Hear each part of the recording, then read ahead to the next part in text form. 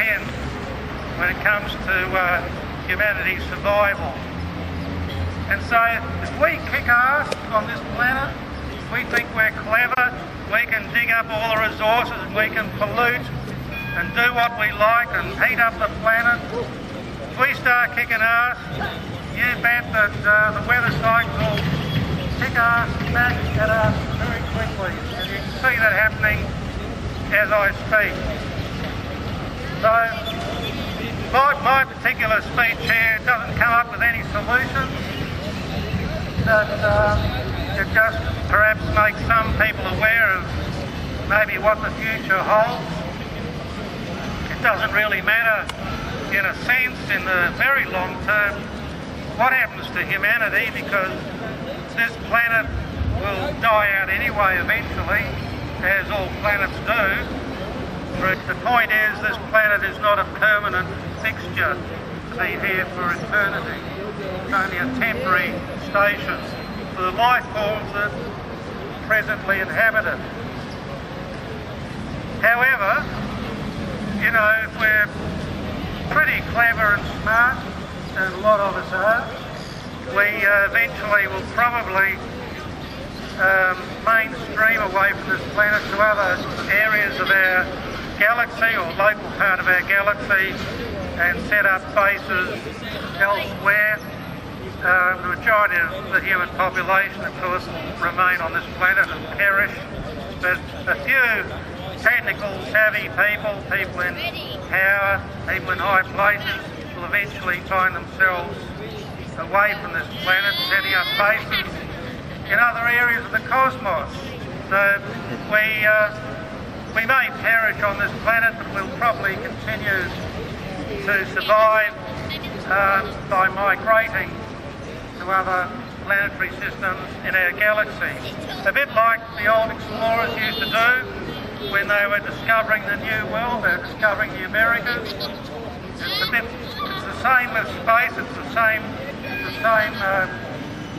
same trip, if you like, same process, just more advanced technology, but once again as humans try to expand their areas of influence and areas with which they can habitat. So as gloomy as the precognitions could be for this planet's future, as a species we'll probably escape from this planet's demise over time, and we will regroup elsewhere. If you happen to believe in aliens,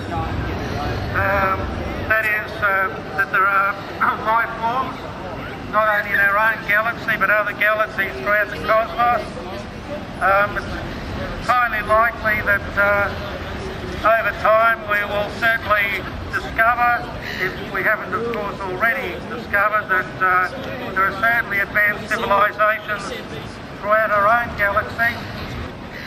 If any of you happen to be aware of the previous lunar missions by the US astronauts Buzz Aldrin, Neil Armstrong and Collins, and they went to the moon in the late 1960s and the early 1970s.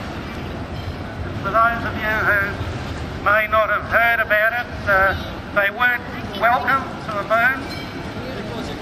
I think two of the astronauts, Dr. Edgar and Neil Armstrong, have both admitted that there is a relatively hostile alien presence on the moon. There's a base, an alien base on the dark side of the moon. And they made it very clear that humans are not welcome to set up camp on the moon, which is, after all, our natural satellite. So because of that, if you bother to think about it, you'll realise that there hasn't been a single human mission to the moon since the early 1970s. We've never been there since. So there could be some truth. Let's face it, two astronauts have admitted that there's an alien presence on the moon, and we haven't been there for 30 years. And not only that, President Obama the other day said that the moon mission, the planned moon mission, the planned NASA moon mission has been cancelled. Then we admitted that there is an alien presence on the moon and an alien presence on this planet. Bullshit. Nobody's admitted there's a presence on the moon. I'm aware of. They don't want us on their natural satellite. Who's admitted there's a space life on the moon? What astronauts? What astronauts have said Dr. that there's... Edgar Mitchell, Buzz Aldrin, and not just the moon. Aldrin never said there was people on the moon. You do your research. Nah, he never said that, man. Here, somewhere. No. Dr. Edgar Mitchell, you can read it yourself. No, Buzz Aldrin you said as well. Buzz never said that. I haven't got it. Buzz has got too much sense. Here you are. NASA astronaut Dr. Edgar Mitchell claims alien contact cover-up. Now, you know, I'm not making this up.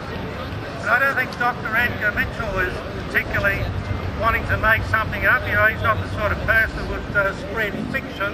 And what did Buzz say? What did Buzz say about it? Individual in aeronautics, space aeronautics. I mean, he's not somebody, you know, that's just going to make up crazy stories. I mean, he's a qualified man. And so what about Aldrin? He's got a lot to lose. What was Aldrin's quote? You're the cameraman. You're not supposed to be asking all the questions. Now, what was Aldrin's quote? We need questions from the general audience. Yeah. You know, I don't need manipulation from the media. Thank you very much. Hello. So I just I'm not I'll just mention some extracts from this particular document here in relation to Dr. Edgar Mitchell, a former US astronaut on Apollo 14. Ex-astronaut claims 60-year cover-up by NASA. Little strange-looking aliens have visited Earth. UFOs, aliens, reports on sightings, and it refers to all the doubters and skeptics, of course. So, he's one of many individuals who are highly qualified. We have no doubt about it, and they actually have the guts to go public.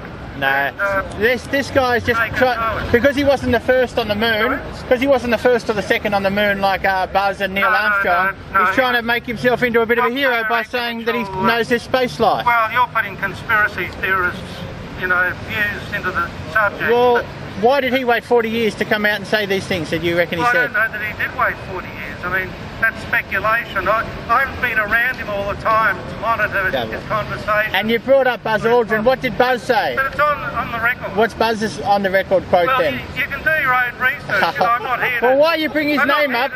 You brought his name up to bolster your hopeless argument, and now you don't want to quote it. Previously when I spoke, I can't actually quote something off the cuff about somebody else when I have the document. But you're trying to add legitimacy to it by using Buzz Aldrin's name in your argument, and he never said anything about it. You know? I beg your pardon? You're trying to use Buzz Aldrin's name to make your argument sound more legit, but then you can't even draw the quote that Buzz said. I don't expect you to believe what I'm saying, but if you do your research, do your own research rather than relying on me, and come back to me in a few weeks' time and then tell me whether it's true or not. So you believe there's life on the moon? Aldrin, that's right. You believe there's alien life on the moon? That's right. So you believe there's alien life on the moon? Well, I'm only going by what he said. I'm not, you know, reinterpreting what he said. I'm actually based on what he's actually said. And Dr. Edgar Mitchell, I've got the documentation right here. It's worldwide. I mean, it's broadcast on the internet, on the TV, on the BBC News. I mean, you know, you don't need me to tell you.